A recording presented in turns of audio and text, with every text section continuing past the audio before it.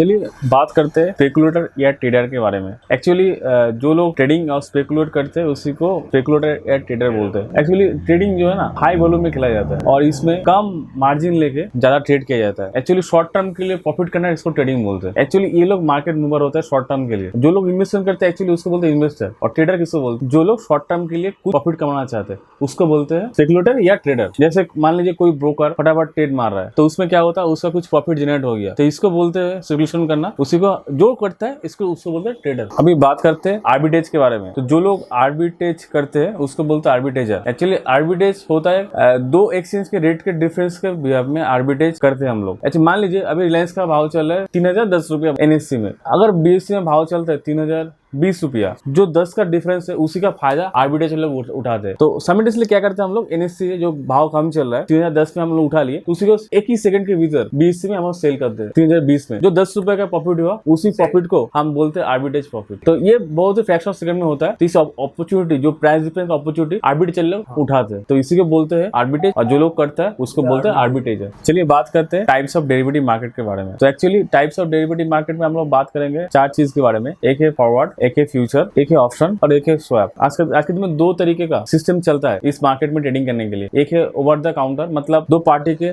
आमने सामने जो कॉन्ट्रैक्ट हो रहा है फॉरवर्ड मार्केट में, वो एक जरिया है। और एक है ओवर द टेलीफोनिक, जैसे कोई बंदा फोन करके बोलता है इस कॉन्ट्रैक्ट को एग्जीक्यूट करो, आप बाय करो या सेल करो, इसको बोलते हैं ओवर द टेलीफोनिक। या तो आप खुद से मोबाइल से कर रहे हैं या लैपटॉप से या डेस्कटॉप से कर रहे हैं, वो एक जरिया हो गया। तो मेनली ब्रॉड टाइप मार्केट अभी ब्रॉड हो गया, तो बहुत चीज का अभी कॉन्ट्रैक्ट मार्केट में आ चुका है। जैसे कि मान लीजिए गोल्ड का कॉन्ट्रैक्ट, सिल्वर का कॉन्ट्रैक्ट, निकेल का कॉन्ट्रैक्ट, एल्यूमिनियम का कॉन्ट्रैक्ट, गेहूं का कॉन्ट्रैक्ट, बाजरा का कॉन्ट्रैक्ट, कॉटन का कॉन्ट्रैक्ट, इधर हो गया आपका निफ्टी का, बैंक निफ्टी का, डिफरेंट टाइप ऑफ स्टॉक का हो गया। उधर आप बात कर सकते हैं इंडेक्स का। तो बहुत सारा कॉन्ट्रैक्ट हम लोग ट्रेड करते हैं। 3 फ्यूचर में हम लोग देखेंगे डिफरेंट टाइप कॉन्ट्रैक्ट कैसे ट्रेड होता है और उसके बारे में हम लोग और जानेंगे। अब बात करते हैं सिग्निफिकेंस ऑफ डेरिवेटिव मार्केट, मतलब डेरिवेटिव मार्केट का तात्पर्य क्या है। चलिए देखते हैं स्क्रीन में क्या क्या इंपॉर्टेंस है, सिग्निफिकेंस है डेरिवेटिव मार्केट में। पहला तो हो गया आपका प्राइस जो डिस्कवरी होता है वो एक्चुअल वैल्यूएशन होता है। मतलब एक्चुअली बायर और ट्रेडर का जो एक्चुअल प्राइस डिस्कवरी है वही डेरिवेटिव कॉन्ट्रैक्ट में एप्लीकेबल होता है। और डेरिवेटिव मार्केट में रिस्क ट्रांसफर होता है। मान लीजिए किसी को अगर लॉस लगने वाला है तो दूसरे पार्टी को रिस्क ट्रांसफर कर सकता है,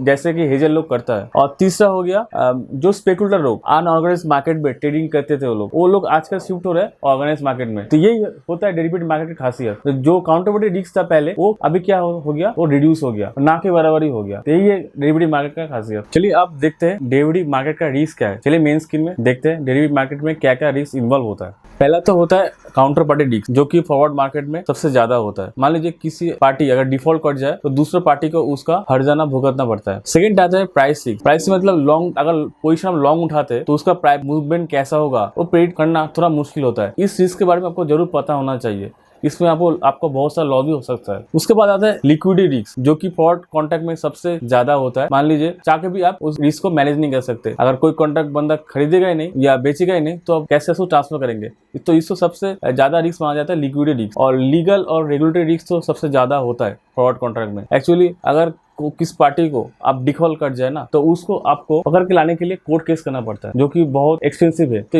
इस रिस्क को मैनेज करने के लिए एक्चुअली एक्सचेंज इन्वॉल्व होता है। फॉरवर्ड कॉन्ट्रैक्ट में ये रिस्क सबसे ज्यादा है। ट्रेडिंग करने के लिए आपको जैसे एक्सपीरियंस दरकार होता है, उस रिस्क को मैनेज करने के लिए आपको एक्सपीरियंस दरकार होता है। अगर आपके पास रिस्क मैकेनिज्म नहीं है और ट्रेडिंग का एक्सपीरियंस नहीं है तो डेरिवेटिव मार्केट में आपको लॉस हो सकता है, वो भी बहुत सारा लॉस हो सकता है। तो इसलिए आप जब ट्रेडिंग करें ना रिस्क डिस्क्लोज डॉक्यूमेंट्स जरूर से पढ़ लीजिएगा और रिस्क को संभल के आप ट्रेडिंग कीजिएगा, नहीं तो आपका बहुत बड़ा चूना लग सकता है।